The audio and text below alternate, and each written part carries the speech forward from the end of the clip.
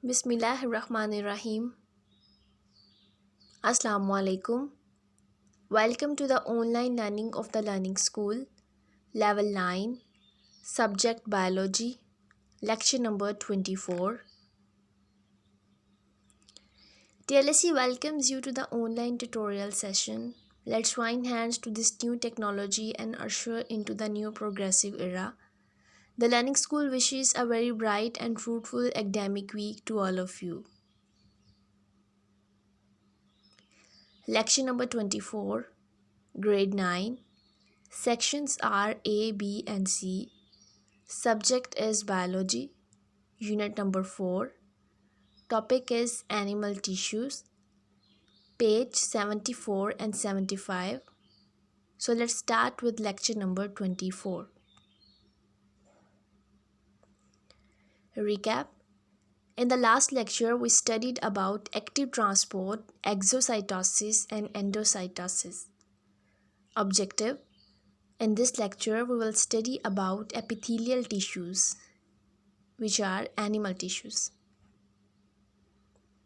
Drill words. Squamous. Squamous are the cells like scales of fish. इस sales होते हैं जैसे कि फ़िश के बॉडी के ऊपर स्केल्स प्रेजेंट होते हैं, उस तरह की इनकी अपीयरेंस होती है, उस तरह के ये नज़र आते हैं. क्यूबॉइडल. क्यूबॉइडल जो होते हैं क्यूब लाइक सेल्स होते हैं. कॉलमिनर. कॉलमिनर जो होते हैं ये कॉलम लाइक सेल्स होते हैं. जैसे पीरियोडिक टेबल वाला अगर आप लोग को चैप्टर याद है उसमें रोज़ और कॉलम्स के बारे में हम पढ़ते हैं. वर्टिकल रो लाइंस जो होती हैं उसको हम कॉलम्स कहते हैं. तो ऐसे सेल्स होते हैं, इनके भी इस तरह से लंबे लंबे सेल्स होते हैं column like. Ciliated. Ciliated means having cilia. Cilia जो होते हैं छोटे छोटे हेयर लाइक स्ट्रक्चर्स होते हैं जो कि मूवमेंट में हेल्प करते हैं, लेकिन यहाँ सेल्स की ऊपर प्रेजेंट है तो ये सेल की प्रोटेक्शन करने में भी हेल्प करेंगे.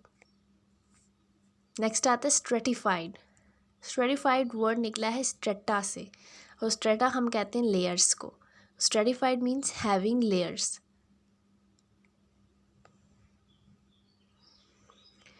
सो our topic is animal tissues. तो एनिमल टिश्यूज़ को पढ़ने से पहले हमें ये पता होना चाहिए कि टिश्यूज़ क्या होते हैं, और टिश्यूज़ के बारे में हम ऑलरेडी पढ़ चुके हैं. टिश्यूज़ हम कहते हैं group of similar sales performing same function. एक जैसे सेल्स का ग्रुप जो कि एक ही काम करते हैं उसको हम क्या कहते हैं, टिश्यूज़. जैसे कि स्किन के टिश्यूज़. स्किन के टिश्यूज़ जो होते हैं उनमें सारे के सारे सेल्स एक जैसे होते हैं और उन सब का सेल्स जो होते हैं उनके फंक्शन भी सिमिलर होते हैं. Types of animal tissues. Animal tissues की बहुत सारी काइंड्स होती हैं जिसमें मेजर कैटेगरीज़ हैं epithelial tissue, connective tissues, muscle tissues and nervous tissues. 4 kinds के होते हैं ये बेसिक. तो आज जो हमने पढ़ना है वो है एपिथेलियल टिश्यूज़. सो एपिथेलियल टिश्यूज़ को डिफ़ाइन किया जाए तो हम कहते हैं कि ये वो टिश्यूज़ होते हैं जो कि बॉडी को कवर करते हैं, ऑर्गन्स को कवर करते हैं एंड कैविटीज़ को कवर करते हैं.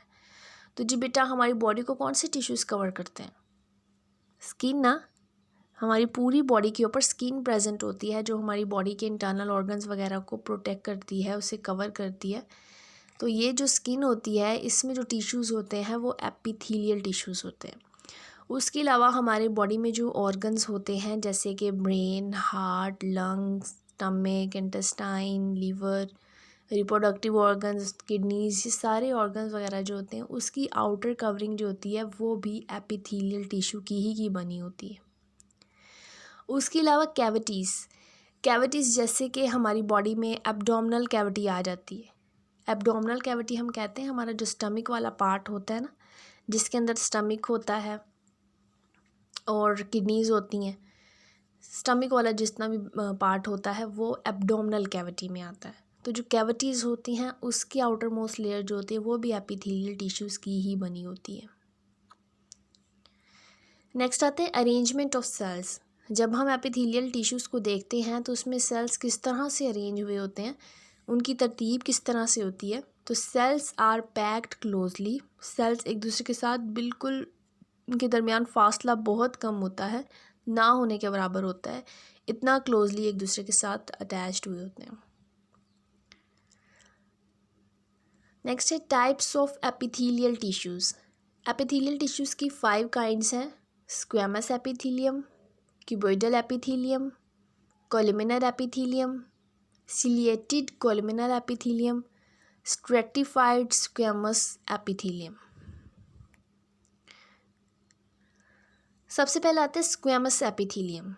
हम इनके करैक्टर्स पढ़ते जाएंगे, साथ साथ इनका फंक्शन देखते जाएंगे और साथ साथ हम इसकी डायग्राम देखते जाएंगे। तो सबसे पहले हम स्क्वेमस एपिथेलियम के बारे में देखते हैं। इसका पहला करैक्टर है हैव फ्लैट सेल्स। इसके सेल्स जो होते हैं फ्लैट होते हैं बिल्कुल। हैव सिंगल लेयर, इनके सेल की बस एक ही लेयर होती है, जैसा कि आपको डायग्राम में नज़र आ रहा है। फाउंड इन लंग्स, कहाँ पाए जाते हैं? लंग्स में, हार्ट में, ब्लड वेसल्स में। अभी हमने कहा ना कि ये हमारे बॉडी ऑर्गन्स को कवर करता है, तो लंग्स, हार्ट और ब्लड वेसल को जोन सी एपिथेलियम कवर करती है वो कौन सी होती है? स्क्वेमस। फंक्शन इसका क्या होता है? Allow movement of material across it. ये मटेरियल्स को मूव करने की इजाज़त देती है। अब सवाल पैदा होते हैं कौन सी मटेरियल्स को मूव करने की मदद देती है? देखिए बेटा, लंग्स के अंदर क्या होता है? लंग्स के अंदर ब्रीदिंग का प्रोसेस होता है, रेस्पिरेशन का प्रोसेस होता है। हम सांस लेते हैं, ऑक्सीजन अंदर चली जाती है, वो डिफ्यूज़ होती है, डिफ्यूज़ होके हमारे लंग्स के थ्रू ब्लड में चली जाती है। तो डिफियन में कौन रोल प्ले कर रहा है? Squamous epithelium.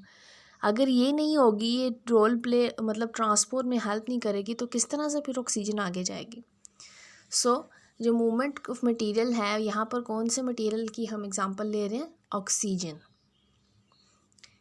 ये इसकी डायग्राम है, बिल्कुल इसमें फ्लैट सेल्स हैं और एक सिंगल लेयर है।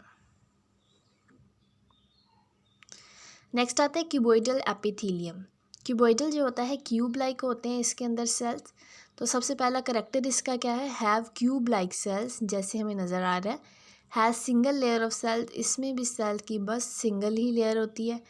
ये कहाँ कहाँ मौजूद होता है? Found in kidneys and small glands. जी बेटा, किडनीज जो होती हैं हमारी, उसको इसने कवर किया होता है और उसके अलावा जो ग्लैंड्स होते हैं उसको कवर किया होता है। अब ग्लैंड्स क्या होते हैं?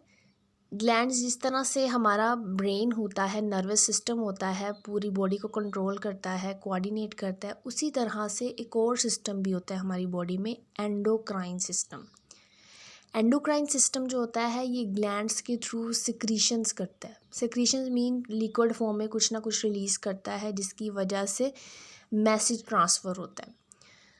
तो जो ये ग्लैंड्स होते हैं, इसको हम उर्दू में गुदूद कहते हैं। ये हमारे डिफरेंट पार्ट्स में प्रेजेंट होते हैं। कॉमन एग्जांपल हम ले लेते हैं कि हमारे जो ये थ्रोट होता है, नेक, वहाँ पर एक ग्लैंड प्रेजेंट होता है, उसे हम कहते हैं थायरॉयड ग्लैंड। थायरॉयड ग्लैंड जो होता है ये एक हार्मोन रिलीज़ करता है, थायरॉक्सिन, जो कि हमारी जो ग्रोथ होती है उसको भी कंट्रोल करता है। उसके साथ साथ हमारे बॉडी के अंदर जो बायोकेमिकल रिएक्शंस हो रहे होते हैं उसको भी ये कंट्रोल करता है। अच्छा, इसका फंक्शन क्या होता है? इट मेक्स सिक्रीशंस, ये सिक्रीशंस बनाता है। तो बेटा अभी हमने देखा है स्मॉल ग्लैंड्स की, हमने बात की है कि वो सिक्रीशंस करता है। सिक्रीशंस कौन सी हैं उसकी?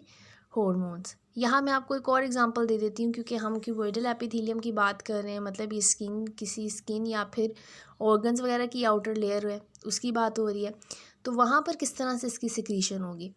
हमारी जो स्किन होती है वहाँ पर स्पेसिफिक ग्लैंड्स प्रेजेंट होते हैं और उनको हम कहते हैं स्वेट ग्लैंड्स।